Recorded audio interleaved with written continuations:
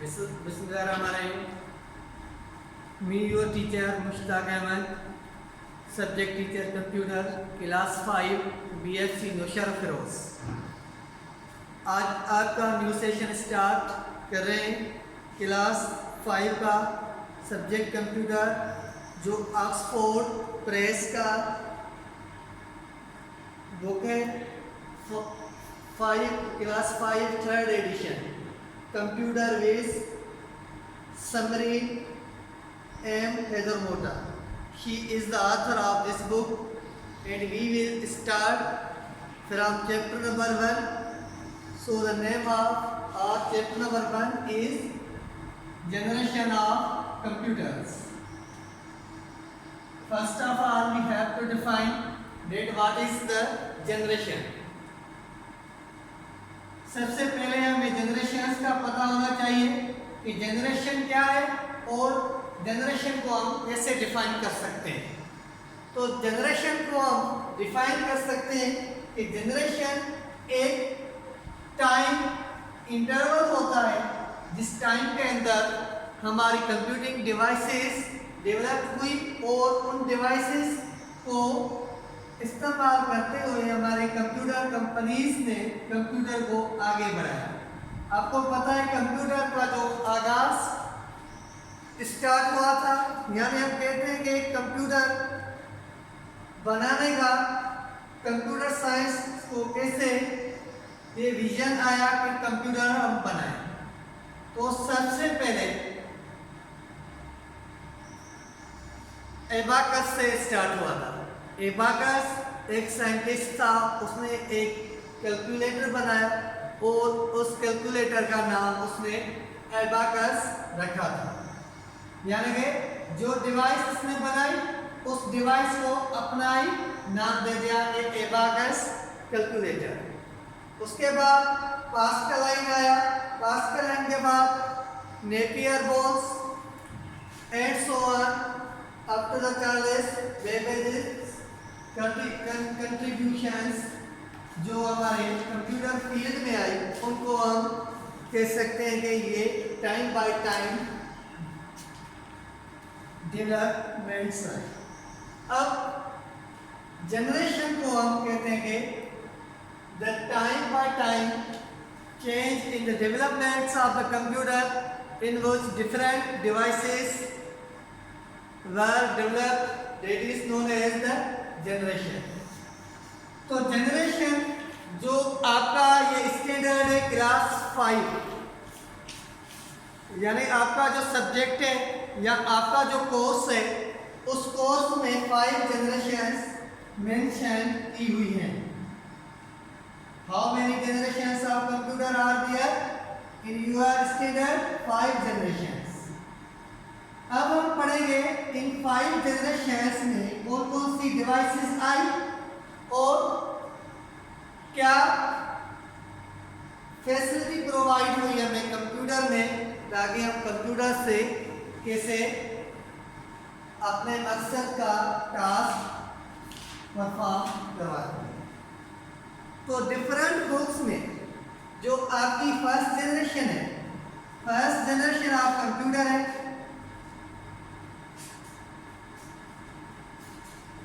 आगे आप जैसे क्लास 6 में जाएंगे तो वहाँ आप बिल्कुल इन अर्लीस्ट कंप्यूटिंग जो डिवाइसेस है, abacus, Napier boards, Lebanese calculator, difference engine, analytical engine, इनके बारे में आप पढ़ेंगे। तो जनरेशंस यानी जो आपका ये बुक है क्लास 5 का, उसमें आपकी जो जनरेशन स्टार्ट है वो बुक बता रहा है कि 1940 से first generation of computer start हुई थी। और अब हमें ये देखना है कि फर्स्ट जनरेशन ऑफ कंप्यूटर में कौन सी डिवाइस आई और कौन सी लैंग्वेज यूज हुई थी, और फर्स्ट जनरेशन कंप्यूटर्स में क्या रिलायबिलिटी होती थी हमारी डेटा को प्रोसेस करने में। First generation of computer started from 1940 and this generation use vacuum tubes. इसमें जो मेजर इन्वेंशन आई थी वो हमारा वैक्यूम ट्यूब था. Vacuum tube was made up of a wire and a glass bulb. कोई भी आपसे पूछे बेटा what is a vacuum tube और what was the shape of the vacuum tube, तो आपने ये बताना है कि vacuum tube is the device which was developed in the first generation of the computer, and vacuum tube consisted of a wire and a glass bulb. Wire का जो function था, उस वायर का फंक्शन ये था, wire could carry the data in the form of electronic signals. A wire connected to the vacuum tube could carry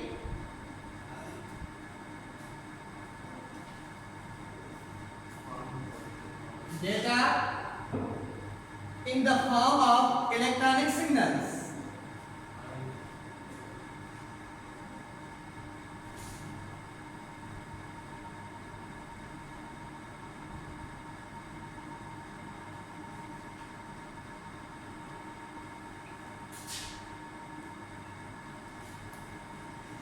यानी vacuum tube की जो शेप थी वो थी vacuum tube consisted a wire and a glass bulb. The function of wire was to carry data in the form of electronic signals. यानी wire जो थी vacuum tube में जो यूज की हुई थी फर्स्ट जनरेशन ऑफ कंप्यूटर में, वो क्या कर सकती थी, हमारी डेटा को इलेक्ट्रॉनिक सिग्नल्स में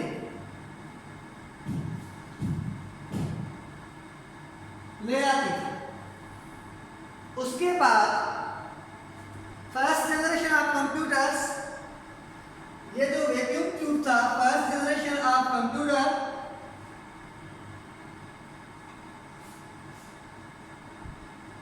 वैक्यूम ट्यूब बड़े बड़े कंप्यूटर्स को ऑपरेट करता था और वैक्यूम ट्यूब बहुत सारी इलेक्ट्रिकल एनर्जी को यूज करता था या इलेक्ट्रिसिटी को यूज करता था, जिस वजह से हमारा कंप्यूटर बहुत ही हीट प्रोड्यूस करता था. और वैक्यूम ट्यूब जिन कंप्यूटर्स को ऑपरेट करता था उनका वेट तकरीबन 30 टन वेट होता था. उन कंप्यूटर्स को ये ऑपरेट करता था.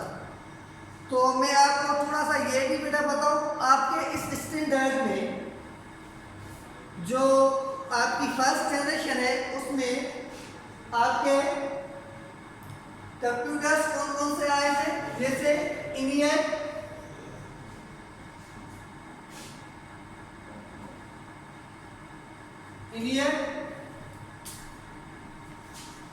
EDVEC,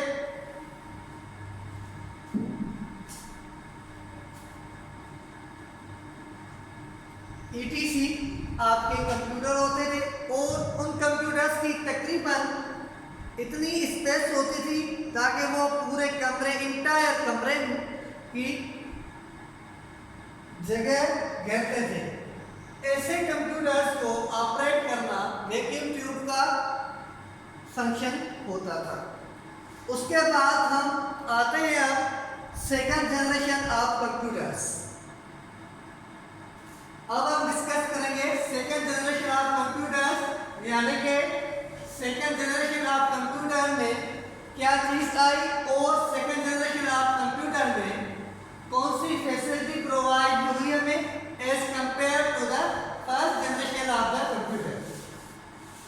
second generation computers use transistors. Transistors were more cheaper, reliable than the vacuum tube.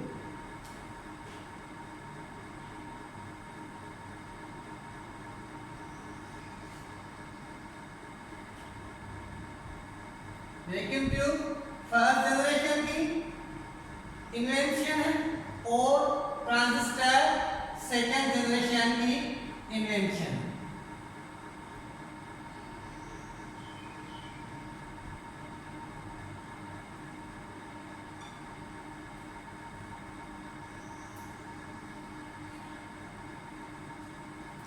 Second generation में ट्रांजिस्टर आया और ट्रांजिस्टर वैक्यूम ट्यूब से बहुत ही चीपर था और रिलायबल था, और ट्रांजिस्टर जैसे ही आया तो हमें थोड़ा सा आगे बढ़ने का मौका मिला ताकि हम कंप्यूटर से आसानी से इंटरेक्ट कर सकें। क्योंकि जब फर्स्ट जनरेशन में वैक्यूम ट्यूब होता था तो फर्स्ट जनरेशन लैंग्वेजेस में हमारी लो लेवल लैंग्वेज नहीं थी बल्कि मशीन लैंग्वेज होती थी। तो इस दौर में यानी फर्स्ट जनरेशन ऑफ कंप्यूटर्स में जो कंप्यूटर्स वैक्यूम ट्यूब पर चलते थे उन कंप्यूटर के साथ हमें इंटरएक्ट करने में बहुत ही डिफिकल्टी प्रोवाइड होती थी, क्योंकि उसमें वो जो फर्स्ट जनरेशन लैंग्वेज था, फर्स्ट जनरेशन कंप्यूटर था, उसमें हमारी प्रोग्रामिंग लैंग्वेज मशीन लैंग्वेज होती थी। मशीन लैंग्वेज में प्रोग्रामर्स को बहुत ही डिफिकल्टी होती थी ताकि वो कंप्यूटर से इंटरेक्ट कैसे कर सके। तो जैसे ही सेकंड जनरेशन में ट्रांजिस्टर आया, ट्रांजिस्टर के बाद हमें थोड़ा सा मौका मिला ताकि हम कंप्यूटर्स के साथ अच्छे तरीके से कम्युनिकेशन कर सकें, और इस जनरेशन में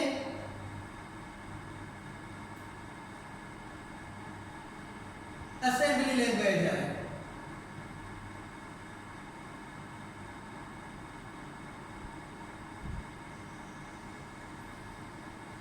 उसके बाद third generation of computer start हुई। Third generation of computer start हुई। थर्ड जनरेशन ऑफ कंप्यूटर्स में हमारे पास इंटीग्रेटेड सर्किट्स आए, जिसको हम आईसी सर्किट्स भी कह सकते हैं। शॉर्ट फॉर्म में आप इनको आईसीज कह सकते हैं कि ICs stands for the integrated circuits. I capital, C capital, O S small C के साथ। तो आईसी सर्किट्स हमारे पास आए थर्ड जनरेशन लैंग्वेज में, थर्ड जनरेशन कंप्यूटर में, और थर्ड जनरेशन कंप्यूटर में हमारे पास हाई लेवल लैंग्वेजेस आए।